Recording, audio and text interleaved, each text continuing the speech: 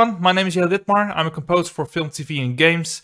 And what you just heard was the result of 3 years of work in the production music industry. To give a bit of a clarification, I started out working in the production music industry in 2019 already. And since then I've created over 500 works for various production music libraries, including BMG and Warner Chappell Production Music. So around 2020, I decided I wanted to work with real orchestras or with a real string ensemble.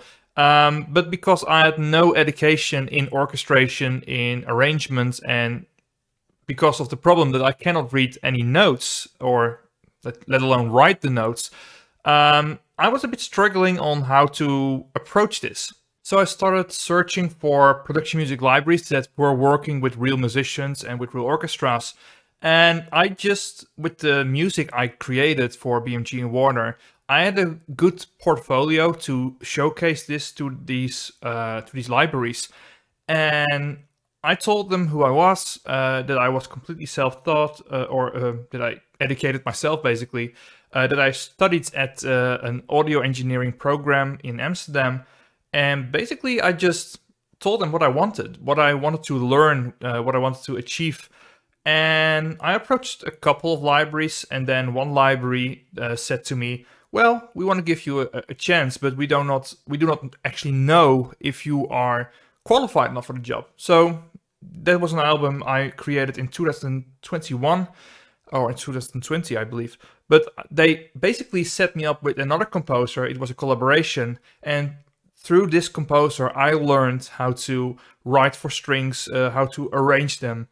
And basically in this series, I'm going to showcase you what the entire process would be from receiving a creative brief from a production music library to the finished product with live strings, basically. So this is what the video will be about, or what the video series will be about. So this video series is being sponsored by Sync My Music. It's a great YouTube channel where you can learn everything about the production music industry. When I started out with my career in this amazing part of the music industry, I visited his channel regularly for advice. I even contacted him and got a lot of great answers from him. So he is sponsoring this video. So if you want to know more about production music, you can check out his YouTube channel in the description of this video.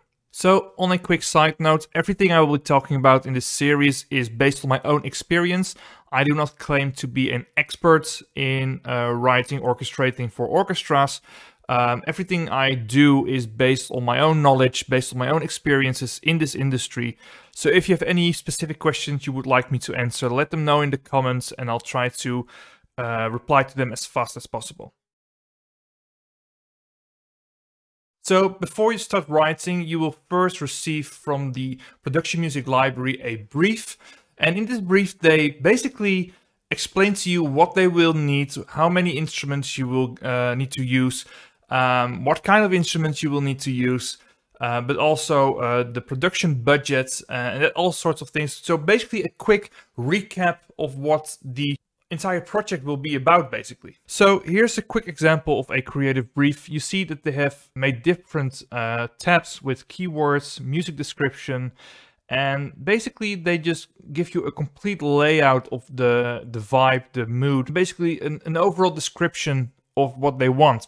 So for this album, they were targeting towards documentaries, high-end drama, anything that could be using widescreen atmospheres. So it needed to sound big and grand, but also very intimate, minimal. In the keywords, they were searching for romantic, drama, cinematic, basically all the emotional vibes that you would get with a documentary or with a drama series. So something they also explicitly mentioned is that the music should not have a dominant lead, so that you would not get into the way of the narrative of a documentary when someone is talking, basically, or dialogue in a drama series, for example. So the music itself should tell a story, but you always need to be aware of the dialogue in the programs that this music will, in the end, will be used for. So besides the keywords and the budget and the overall information of the project, they also gave me a couple of reference tracks. So these are tracks that they like and are in the similar style, but you need to create something different because you cannot just copy the tracks because that would be a big breach of copyright infringements.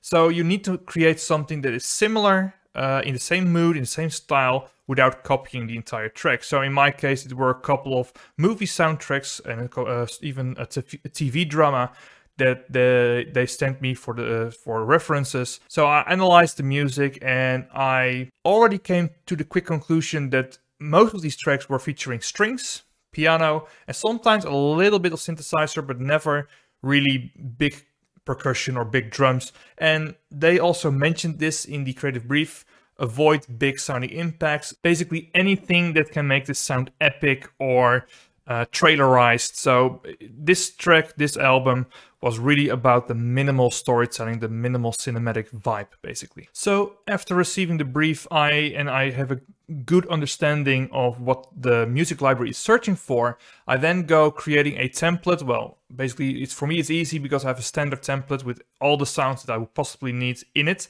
And I will basically begin with sketching up some ideas, but that's for the next video.